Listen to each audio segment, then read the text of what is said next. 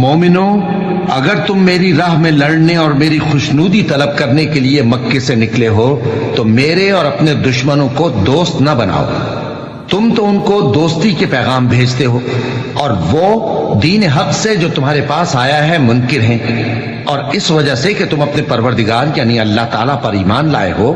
پیغمبر صلی اللہ علیہ وآلہ وسلم کو اور تم کو جلا وطن کرتے ہیں۔ تم ان کی طرف پوشیدہ دوستی کے پیغام بھیجتے ہو، اور جو کچھ تم مخفی طور پر اور جو علل اعلان کرتے ہو وہ مجھے معلوم ہے، اور جو کوئی تم میں سے ایسا کرے گا وہ سیدھے رستے سے بھٹک گیا۔ اگر یہ کافر تم پر قدرت پالیں تو تمہارے دشمن ہو جائیں، اور ایذا کے لیے تم پر ہاتھ بھی چلائیں اور زبانیں بھی، اور یہ چاہتے ہیں کہ تم کسی طرح کافر ہو جاؤ۔ قیامت کے دن نہ تمہارے رشتے ناتے کام آئیں گے اور نہ اولاد۔ اس روز وہی تم میں فیصلہ کرے گا، اور جو کچھ تم کرتے ہو اللہ اس کو دیکھتا ہے۔ مسلمانوں، تمہیں ابراہیم اور ان کے رفقا کی نیک سیرت کو اپنانا ضروری ہے۔ جب انہوں نے اپنی قوم کے لوگوں سے کہا کہ ہم تم سے اور ان بتوں سے جن کو تم اللہ کے سوا پوجتے ہو بے تعلق ہیں،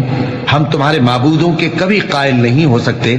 اور جب تک تم ایک اللہ پر ایمان نہ لاؤ ہم میں تم میں ہمیشہ کھلم کھلا عداوت اور دشمنی رہے گی۔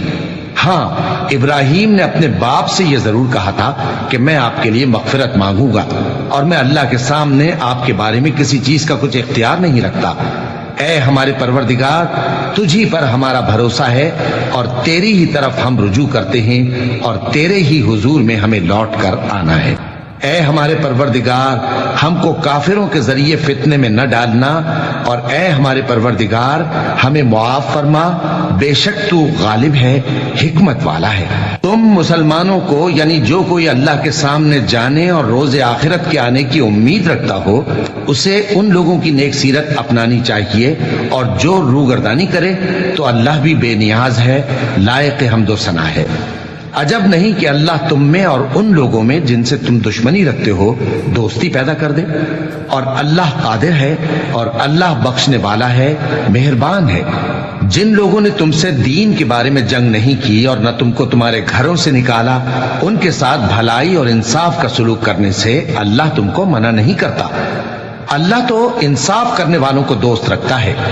اللہ انہی لوگوں کے ساتھ تم کو دوستی کرنے سے منع کرتا ہے جنہوں نے تم سے دین کے بارے میں لڑائی کی اور تم کو تمہارے گھروں سے نکالا اور تمہارے نکالنے میں اوروں کی مدد کی۔ تو جو لوگ ایسوں سے دوستی کریں گے وہی ظالم ہیں۔ مومنوں، جب تمہارے پاس مومن عورتیں وطن چھوڑ کر آئیں تو ان کی آزمائش کر لو، اور اللہ تو ان کے ایمان کو خوب جانتا ہے۔ سو اگر تم کو معلوم ہو کہ وہ مومن ہے تو ان کو کفار کے پاس واپس نہ بھیجو کہ نہ یہ ان کو حلال ہیں اور نہ وہ ان کو حلال ہیں، اور جو کچھ انہوں نے ان پر خرچ کیا ہو وہ ان کو دے دو، اور تم پر کچھ گناہ نہیں کہ ان عورتوں کو مہر دے کر ان سے نکاح کر لو، اور کافر عورتوں کے ساتھ تعلقات نکاح باقی نہ رکھو، یعنی انہیں کفار کو واپس دے دو، اور جو کچھ تم نے ان پر خرچ کیا ہو تم ان سے طلب کر لو، اور جو کچھ انہوں نے اپنی عورتوں پر خرچ کیا ہو وہ تم سے طلب کر لیں۔ یہ اللہ کا حکم ہے جو تم میں فیصلہ کیے دیتا ہے، اور اللہ جاننے والا ہے، حکمت والا ہے۔ اور اگر تمہاری بیویوں میں سے کوئی تمہارے ہاتھ سے نکل کر کافروں کے پاس چلی جائے اور اس کا مہر وصول نہ ہوا ہو،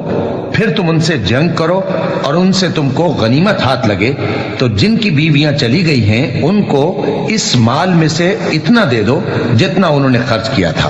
اور اللہ سے جس پر تم ایمان لائے ہو ڈرتے رہو۔ اے پیغمبر صلی اللہ علیہ وآلہ وسلم، جب تمہارے پاس مومن عورتیں اس